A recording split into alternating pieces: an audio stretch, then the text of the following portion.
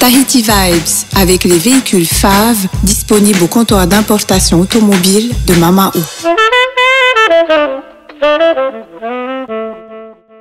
Yaorana et Maeva sur ITI FM, chers auditeurs, dans votre émission Tahiti Vibes.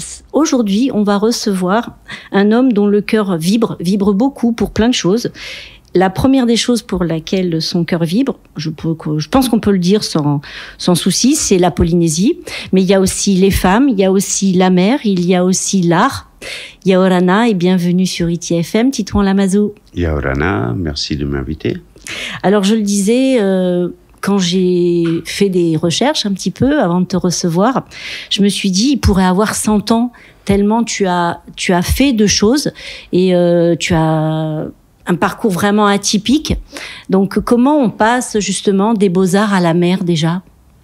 Oui, comment on arrive aux beaux-arts d'ailleurs ? Déjà, parce que je suis issu d'une famille qui n'était, si on parle de beaux-arts et de mer, qui n'était ni artiste ni marin. Mes parents étaient de brillants ingénieurs, polytechniciens et centraliens. Mais lorsque, à l'âge de 11 ans, j'avais décrété ou décidé que je me dirigerais vers une destinée d'artiste. Je savais pas exactement ce que c'était un artiste, mais le mot, la perception que j'avais de cette corporation, n'est-ce pas, était pour moi tout à fait enviable. C'était des gens dans la marge, bien en vue, qui avaient une vie plutôt libre. Et je me suis intéressé, surtout à la biographie d'ailleurs des artistes, avant de me passionner pour leur œuvre, proprement dite. Et il se trouve que mes parents ont salué cette vocation précoce et m'ont encouragé dans cette voie. Alors il se trouve aussi que lorsque tu as 11 ans, tu rentres au collège.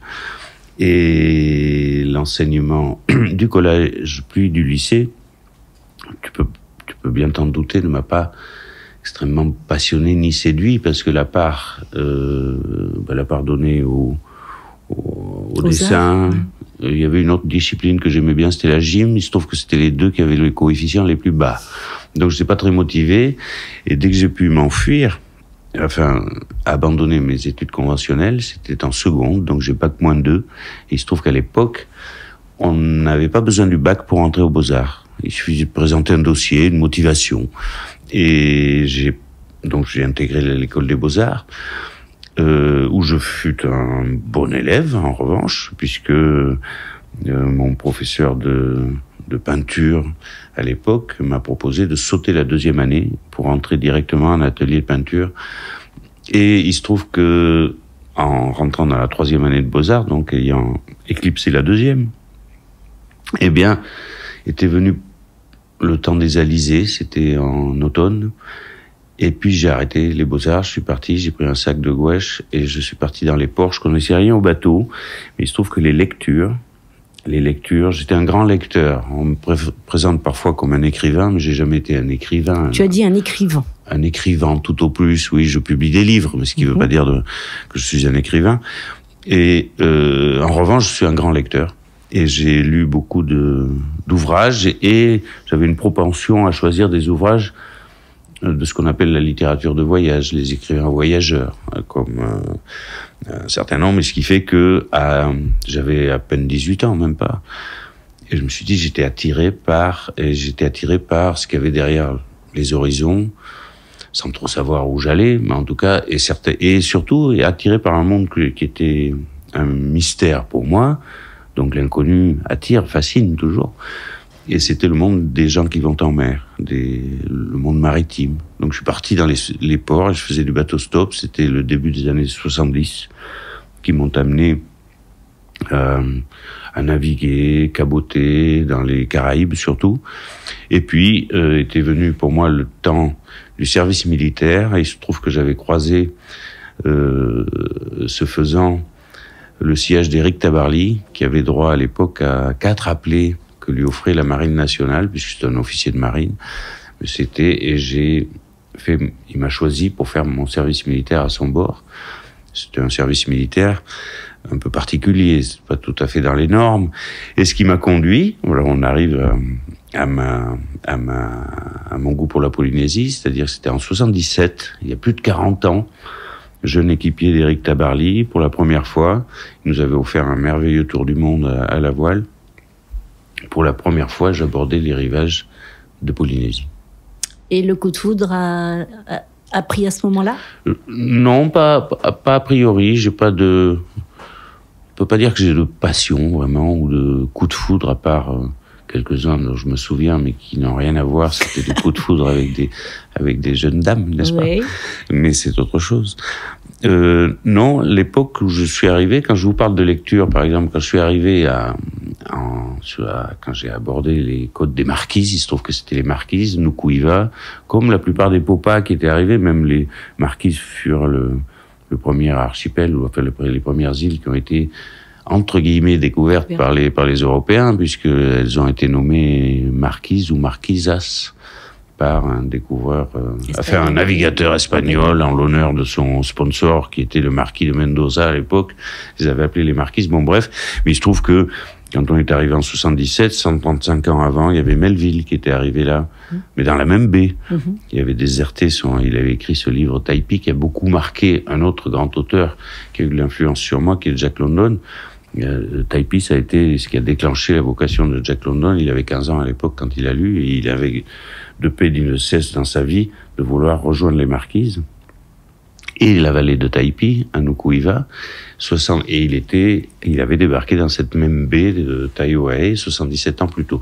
Pourquoi je dis ça? Parce que quand je suis arrivé aux Marquises, j'avais l'esprit farci de toutes ces littératures, mais j'étais farci de la mémoire Popa, en fait, et qui avait démarré avec Bougainville, avec les espèces de fables qui s'appellent la Nouvelle Citerre, qui sont un tissu d'imbécilité, et qui, et j'avais lu beaucoup d'auteurs comme Robert Louis Stevenson, par exemple. Il y avait Victor Segalen, Jack London, évidemment, Melville. J'étais un grand lecteur, j'avais déjà lu tous ces ouvrages, et tous ces personnages, d'ailleurs, dans leurs écrits, étaient farouchement opposés à l'administration coloniale, ou comme la peinture de Gauguin, qui m'avait fasciné non pas par la peinture elle-même.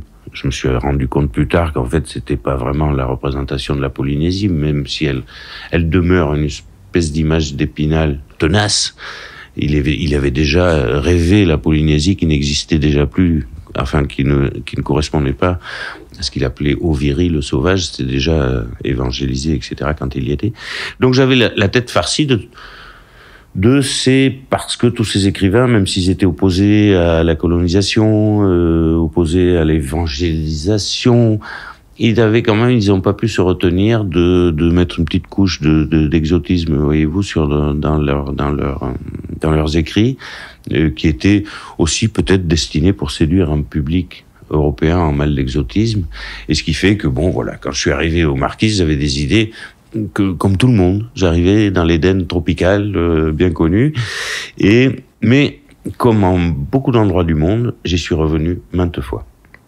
À diverses occasions, pour diverses raisons. Il se trouve que ma fille Zoé, avec qui j'ai co-signé l'ouvrage qui vient de sortir,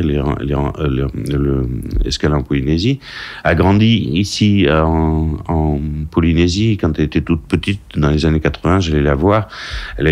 J'étais allé la voir aux Marquises, d'ailleurs, à Wapo, où sa mère, qui avait elle-même passé son adolescence en Polynésie, s'était installée.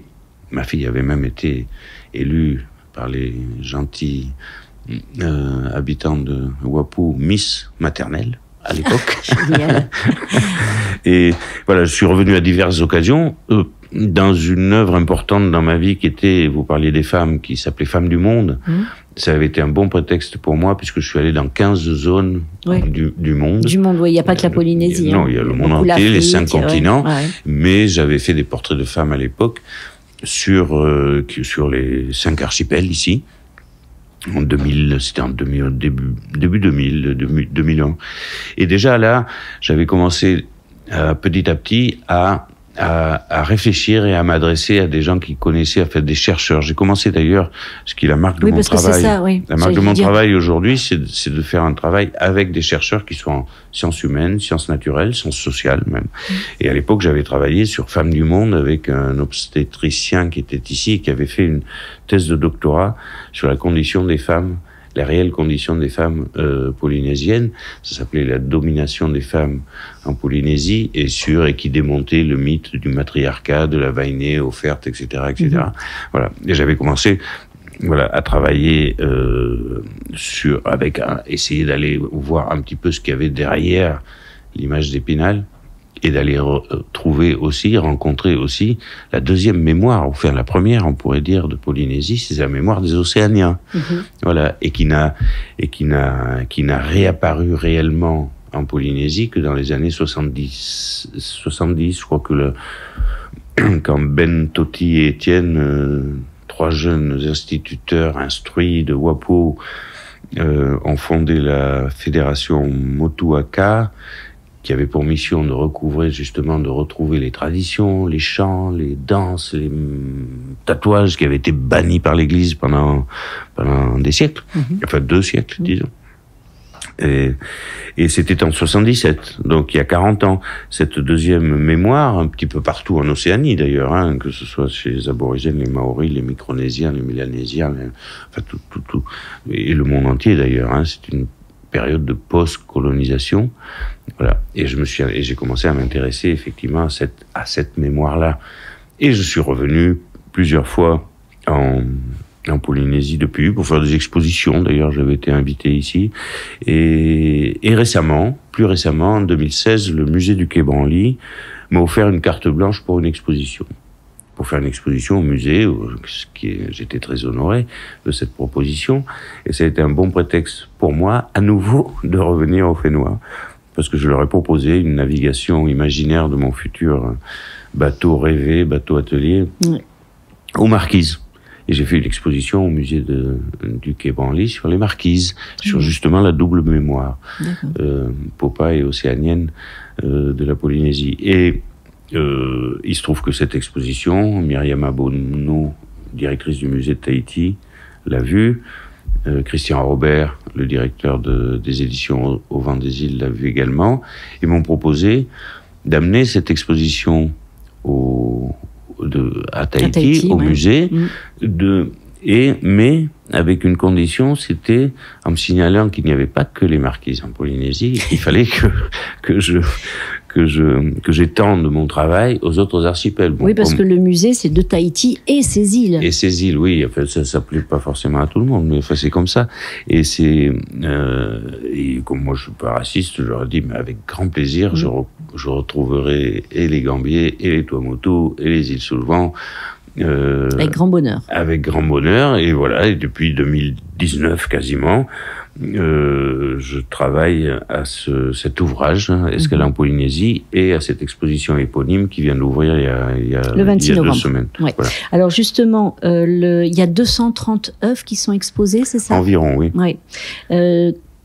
230 œuvres personnelles, plus je me suis plu à rajouter quelques objets, notamment des œuvres qui ont été réalisées à l'école, au Centre des métiers d'art, qui est dirigé par Virita Imana, et que j'aime beaucoup cette école, j'aime beaucoup le travail qu'ils y font. C'est une sorte d'école boule locale qui est ouverte à des déclinaisons contemporaines. Alors, je pense que c'est un trait. Alors, je me suis plu à mettre des œuvres des œuvres des élèves de cette école. Voilà. Mais ça, c'est un peu un fil rouge dans ta carrière, le fait de toujours être dans une œuvre participative, si je peux dire, parce que tout à l'heure, tu parlais de scientifiques. On voit dans tout ton parcours, justement, t'es jamais seul, en fin de compte, à l'œuvre ou à la barre, si je peux me permettre. Et ça, c'est parce que... Rien n'a jamais été délibéré. Je pense que je suis très introverti, voire misanthrope même. Mais j'aime bien emprunter cette expression de Philippe Descola, l'anthropologue, qui dit qu'il est un misanthrope contrarié par son propre travail. Quand on est anthropologue, si on ne s'intéresse pas à ses semblables, c'est un peu embêtant. Et moi, c'est pareil, c'est-à-dire que je suis allé vers les autres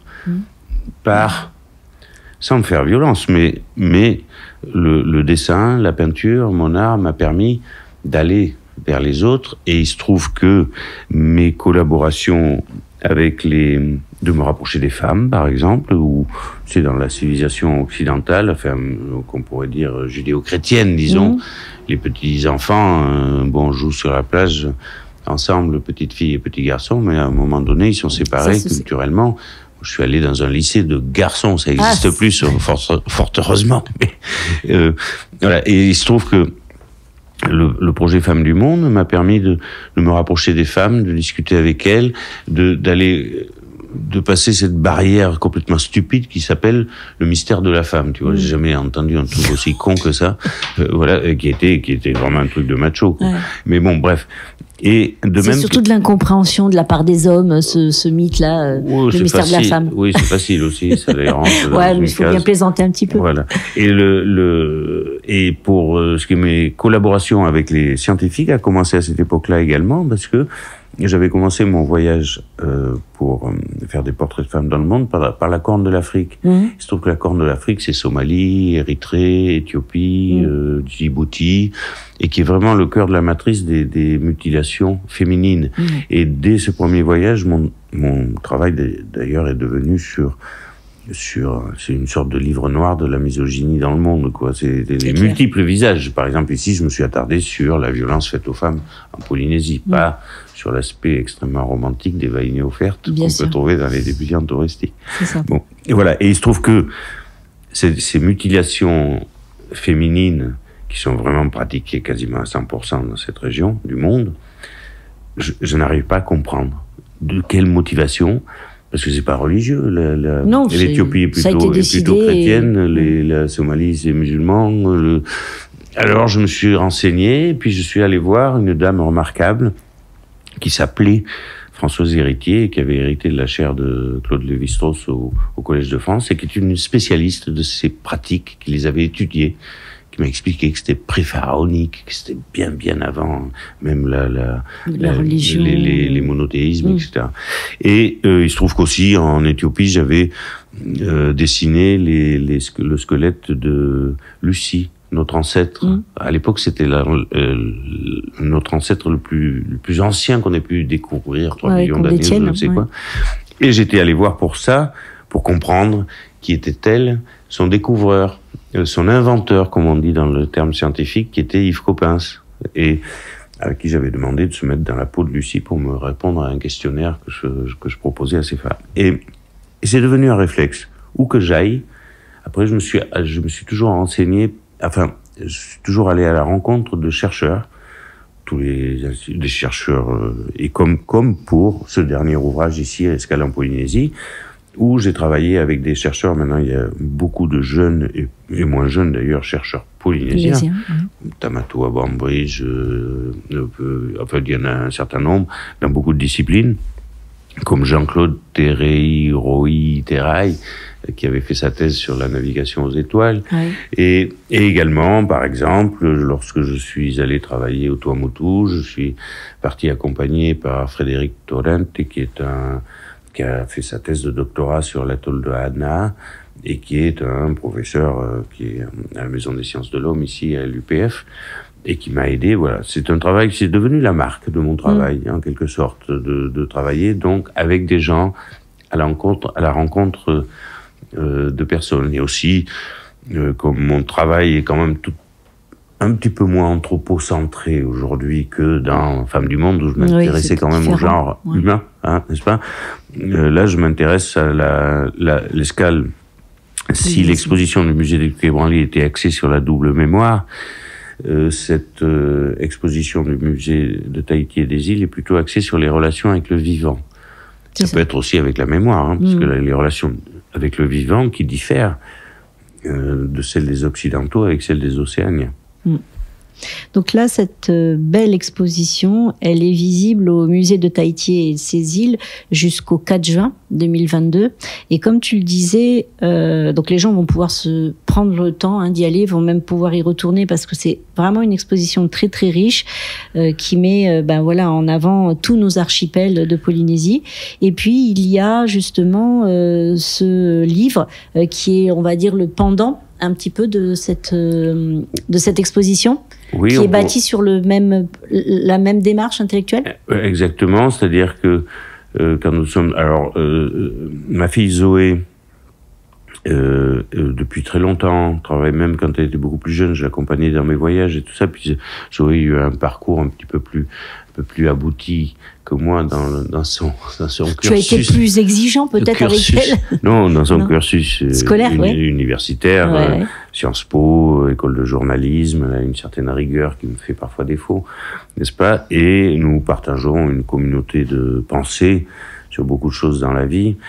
Et lorsque je lui ai proposé pour le précédent ouvrage et l'exposition du musée du Quai Branly de m'accompagner dans ses travaux, elle a accepté avec joie de revenir à ce Fénois qu'elle n'avait pas revu depuis un certain temps quand même. Très bien. Et donc nous avons été accompagnés, nous nous sommes partagés le travel, c'est-à-dire qu'on a voyagé ensemble sur les 5 archipels. Et Zoé s'est chargée, si vous voulez, le livre, quand vous observez le livre, il y a 2 parties distinctes. Il y a une partie qui est de l'iconographie, mes peintures, qui sont accompagnées de textes manuscrits assez légers. Moi j'aime bien le manuscrit pour une question d'esthétique, mais aussi parce que ça permet une certaine légèreté. Si mon texte était typographié, je l'écrirais pas pareil. C'est pas de la littérature, c'est du parler, disons. Et Zoé, en revanche, dans la partie de son livre, c'était pas délibéré, on devait tout mélanger au départ. Parce que chaque fois que je fais un portrait d'une personne, ou même d'un arbre d'ailleurs, pour moi je fais pas la différence entre un arbre, un poisson, une personne, un paysage. Ben Zoé, pour ce qui est des humains, dans le monde des vivants, c'est elle qui était responsable de s'entretenir avec ces personnes et de recueillir leurs témoignages. Et elle a recueilli presque une centaine de témoignages en 4 ans. Ça nous a pris à peu près 4 ans de réaliser cet ouvrage et cette exposition. Et elle a choisi des extraits de tous ces entretiens qu'elle a eus avec ces personnes. Et elle les a composés en une pièce de théâtre, où vous avez un certain nombre d'acteurs. Cette pièce de théâtre est composée de 5 actes, qui ont des titres comme L'Invisible, La Mémoire, Le Retour aux îles, La Bombe. Et ces personnes qui se connaissent pour certaines, mais certaines ne se connaissent pas, se répondent. Exactement comme dans une pièce de théâtre. Et on peut retrouver ces personnes dont j'ai fait le portrait dans la partie qui m'est consacrée dans le livre. Mais pour moi, c'est un tout. C'est un tout vraiment qui compose, voilà. Donc et Zoé également fait des vidéos, puisque c'est sa spécialité d'être réalisatrice, etc. Donc de documentaire. Oui, elle est documentariste, disons. Voilà. Et elle est en train d'ailleurs de poursuivre, parce qu'elle a maintenant quand même une masse très importante d'images, de rush, comme on dit, dans le métier, et de témoignages, qu'on va essayer de composer, de fabriquer peut-être un long métrage. Pour le moment, nous proposons au musée de Tahiti et des îles une série de courts métrages. Oui, qui sont aussi disponibles sur ta page Facebook. Alors ça fait du coup une belle actualité, mais ça fait aussi des super idées de visite pendant les vacances là au musée de Tahiti et ses îles. C'est aussi une bonne idée de cadeau, ce livre donc que tu disais qui est co-signé, qui s'appelle Escale en Polynésie, donc Titouan et Zoé Lamazou. Aujourd'hui, on arrive là comme ça après des fêtes de fin d'année. On va arriver à cette période qu'on aime ou qu'on n'aime pas de bilan. C'est quoi le après? Parce que j'ai le sentiment, comme ça on se connaît pas du tout, mais j'ai le sentiment que tu es un homme qui est tout le temps en marche quand même, qui est tout le temps à se projeter ou qui a déjà des projets en tête. Il y a des choses que tu peux nous dire pour ce qui va arriver? Oui, les périodes de Noël, premier de l'an, pour le misanthrope que je suis, n'est-ce pas, contrarié. Mais néanmoins, je me souviens de l'époque lorsque j'étais navigateur solitaire professionnel. Je participais au premier Vendée Globe, par exemple. Ce que j'appréciais beaucoup dans cette course, c'est que pendant la période de Noël, premier de l'an, j'étais tout seul dans les 40e rugissants, c'est-à-dire un endroit où il n'y a absolument personne, à part quelques albatros et quelques dauphins, n'est-ce pas? Et j'étais très heureux là-bas. Voilà. Alors, ces expositions que nous avons évoquées, celle du musée du Quai Branly, qui s'appelait Le bateau atelier de Titouan Lamazou, c'était son titre. C'est ça ton prochain. Et cette exposition Escale en Polynésie ici, qui est le prolongement de ce travail, est toujours inscrit dans un même projet dans mon esprit, mais qui est très ancien. Je vais vous le brosser très rapidement. Le projet du bateau atelier, figurez-vous que je l'ai annoncé publiquement, parce que je l'avais déjà en tête depuis fort longtemps, il y a plus de 30 ans, lorsque j'ai remporté le premier Vendée Globe. Les journalistes sur le quai me demandaient, alors qu'est-ce que tu vas faire comme course, etc. Maintenant, tu as gagné le Vendée Globe. Je leur dis, non, moi c'est fini, là, moi les histoires de course, j'ai eu ce que je voulais. Maintenant, je vais naviguer, mais lentement. Et je vais construire un bateau qui sera mon atelier. Et j'ai toujours eu du mal à m'installer quelque part, mais en revanche, je suis un homme d'habitude. Un artiste a besoin de son atelier aussi. Alors d'avoir un atelier en mouvement, c'est exactement l'idéal de vie, mais comme tu peux constater, j'ai pris le temps de la maturation, n'est-ce pas, pour ce projet. Ça fait 30 ans que j'en parle. Mais il se trouve qu'aujourd'hui, ce projet, donc, que je décris très brièvement, il se trouve que c'était largement inspiré sur la pirogue double de Polynésie, ou d'Océanie en tout cas, puisque c'est un catamaran surmonté d'un gros faré, propulsé à la voile. Et ce faré est lumineux, spacieux, et a pour vocation d'accueillir des artistes et des chercheurs. Très bien. On est toujours dans la même dynamique. Exactement, pour faire un travail hybride dont la déclinaison serait en priorité dirigée vers un jeune public, qui est mon public préféré, n'est-ce pas? On cible cycle 3, cycle 4. Et donc le bateau atelier, dans ses navigations de travaux, de création, ferait escale dans toutes les îles de tous les archipels, même les plus éloignés, et ferait escale en fait à côté des écoles et des collèges qu'il y a dans ces archipels éloignés, surtout éloignés, mais même de proximité. Et nous embarquerions des élèves pour que ce duo artiste-chercheur puisse partager ou offrir un accès à une connaissance complémentaire de l'enseignement conventionnel, mais qui serait attrayant parce que proposé avec les outils artistiques, c'est-à-dire le dessin, les choses comme ça qui séduisent, et c'est un petit peu le petit garçon frustré de 11 ans qui a imaginé ce projet, parce qu'à l'époque, on m'avait pas proposé un accès à la connaissance ou qui privilégiait justement la culture. Voilà ce projet qui devrait, je l'espère, être en navigation à Papeete, en Polynésie, dans toute la Polynésie, à partir de décembre 2024. D'accord, donc il y a du travail encore à préparer. Il y a forcément encore de la création aussi.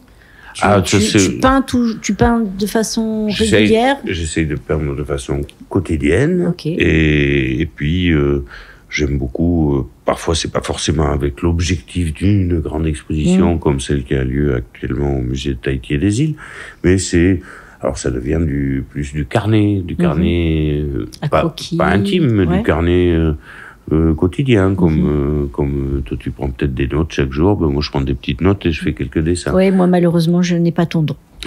Pour le dessin. Je m'accroche à la photo, mais alors pour le dessin, la peinture, c'est définitivement pas mon truc, mais j'aurais bien aimé, mais pas du tout. Il faut laisser ça aux artistes dont tu fais partie. Donc, on va se quitter en rappelant à nos auditeurs qu'ils peuvent se retrouver donc toute cette aventure dans les îles dont on a parlé sur cette interview, donc jusqu'au 4 juin au musée de Tahiti et des îles. Si nos auditeurs sont à la recherche d'un beau cadeau pour les fêtes ou un beau cadeau à se faire, parce que sincèrement, je pense que c'est un beau cadeau déjà à se faire, il y a donc ce magnifique livre écrit donc en duo qui s'appelle Escale en Polynésie. Titouan, on te remercie beaucoup d'être venu jusqu'à nous, de nous avoir accueillis dans ton monde comme ça ce matin. On te souhaite plein de belles choses, parce que je pense que ce bateau atelier va être une formidable aventure, et puis j'espère que cette interview aura aussi plu à nos auditeurs et qu'ils auront plaisir à t'écouter, parce que en t'écoutant, je me dis que tu pourrais faire aussi anthropologue, non ? Oui, parce que tu sais quand même beaucoup de choses, tu t'intéresses à beaucoup de choses. Je suis un autodidacte amateur en toutes choses, donc je vais pas marcher sur les plates-bandes des véritables anthropologues, mais c'est un peu comme Monsieur Jourdain écrivait de la prose sans le savoir, quoi. Voilà, c'est un petit peu ça, voilà. Puis j'aurai grand plaisir, j'espère, très très vite, à partager avec vous tous ici ce projet de bateau atelier qui sera enfin accompli, je l'espère bientôt, et je vous souhaite à tous bon vent. Voilà, et écoute, là-dessus, on va donc souhaiter une belle journée à nos auditeurs, leur souhaiter de belles fêtes à venir, de prendre soin d'eux, de te retrouver sur ta page Facebook pour ceux qui seraient intéressés pour en voir plus, en savoir plus. Donc c'est Titouan Lamazou. Merci aux auditeurs de leur fidélité et puis passez une belle journée. Nana. Nana. Tahiti Vibes avec les véhicules FAV disponibles au comptoir d'importation automobile de Mamaou.